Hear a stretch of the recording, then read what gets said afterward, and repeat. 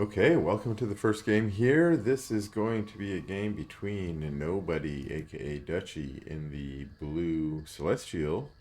And we have, I'm going to call him khat in the red Vanguard here. That's because I can't read the rest of that name. I don't speak that language or read that language. And it looks like this is an interesting opening for Dutchy. This is a early arc ship. This is actually a opening that the two of us have been theory crafting and trying out in various ways, and it looks like this is him trying this out on the ladder. Um, and the idea behind this is to try and get some extra prism and morph core production out of the two arc ships, so we'll see how that pays off for him. He's up against Khat here, who's going to be opening racks. And then, okay, biolab. So, looks like some kind of racks play. Sometimes you'll see maybe a mech play out of this, but this looks like it might be more bio.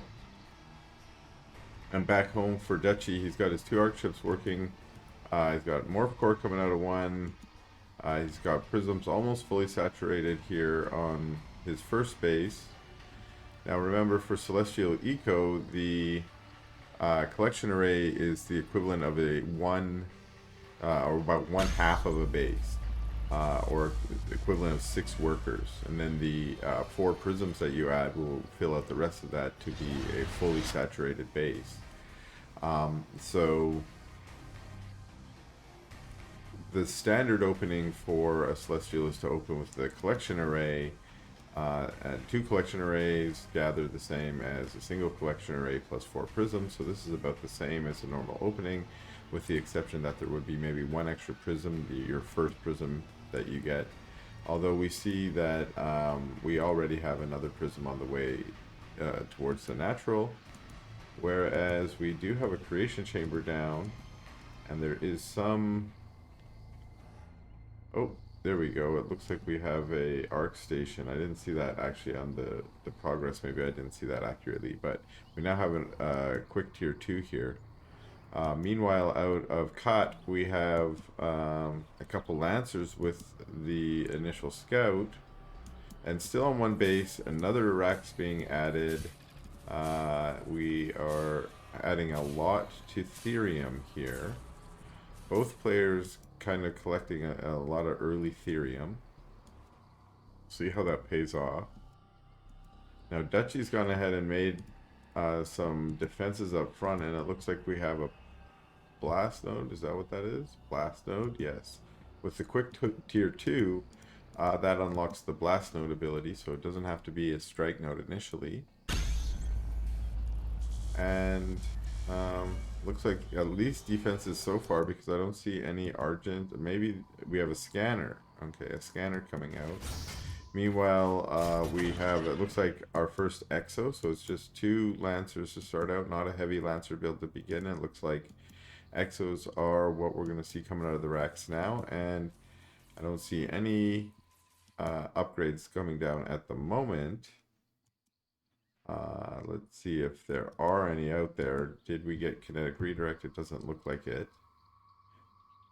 The kinetic redirect, of course, giving them that little bit of a speed boost, and it looks like an attack boost every time they get hit, and it stacks. So the more you get hit, the faster you can go, and the quicker you can attack. So that's both of the bio units, the Exos and the Lancers, get sort of a speed-related boost off of, triggered by something different. For the Exos, it's when they deal damage, but for the Lancers, it's when damage is dealt to them.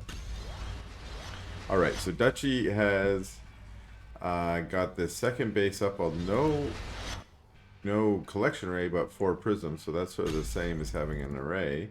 Although it looks like he's taken himself into red power here. And that might be because he used the evolution catalyst here to capture the tower. And now Khat's come in with his dog to chase him away. Actually, it was the Exos that chased away the scanner. And that scanner, just chilling out here. If it perches in a tree, it becomes invisible, but for now it's just remaining flying. And this scanner over here, also used with Evolution Catalyst, capture this tower, and now capturing the vision camp.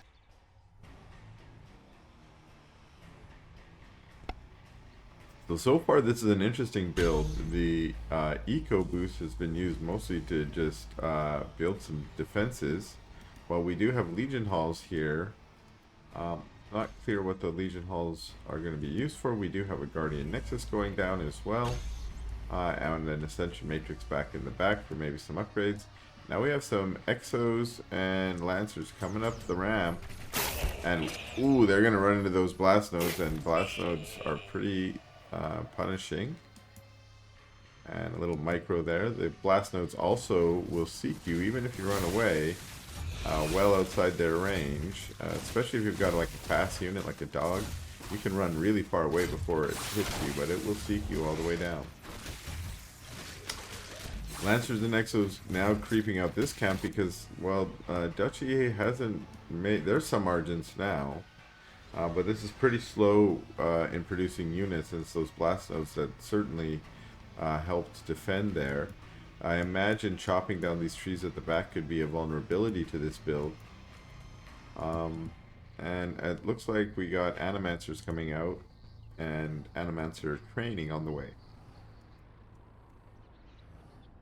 Scanner trying to be out there capturing towers. Now, remember the scanners kind of got a nerf. Well, there's a dead one.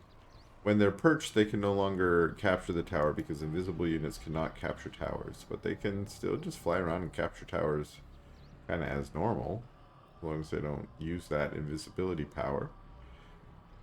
But the map control has certainly been yielded to Khat here. Khat has cleared out almost every camp. And use that for a little advantage, although also saving up a little bit of a bank here. Probably be better spending maybe producing some more units or some... We got 2 mech bays here.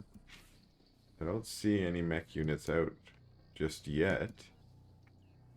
And is Dutchy now going to move out, or just moving across? And notice no array still here, so really staying on this prism. Here's an array. Okay, so he has made another array, and you know, has enough money to make another array. I'm wondering if he's just forgot about that. Still not a lot of units coming out, just more defensive. Looks like another defense set up at this ramp. You'll notice there's another Guardian Nexus here. I don't think this is a mistake. There's one over here as well. That's because if you surge your Guardian Nexus, you can get that armor bonus, and that can make that defense even stronger. Now Khat, it looks like, has switched to some mech production and has added Atlases to the Bio Ball. Ooh, unfortunately losing an Exo here. Had microed the Exo away, but unfortunately not soon enough. And we'll see here, there's actually a scanner sitting in that tree. That's an invisible one now, of course. That's going to give some good spotting ability for Dutchy, and he's got another one up here, which really helps cancel, or at least you know, contribute to some of that map control on Dutchy's side. We've got so much map control for Khat that Dutchy needs a little. Now Dutchy is moving in. Now that's an Animancer army with just a handful of Argents in front of it. That's sort of a very interesting composition. Animancers are pretty squishy, although becoming invisible for a little bit of a hit and run. And oh no, gonna get right on top of these units with a nice Dark Prophecy. And a second one as they try and escape. Oh no, and a third one here. So it's really just a hit squad of Animancers killing a whole bunch of Exos and an Atlas there. A few Exos managed to get away. And the Argents here. Ooh, and another invisibility. What is that power called? I can't really recall. Didn't say. Oh, maybe I should pick one of the invisible ones. But yeah, that invisibility is one of the spells from the Animancer. The other one being the Dark Prophecy. There might be a third one, I'm not sure. But I think that might be it. That was a GG. I didn't see a GG, but that is the end of that first game.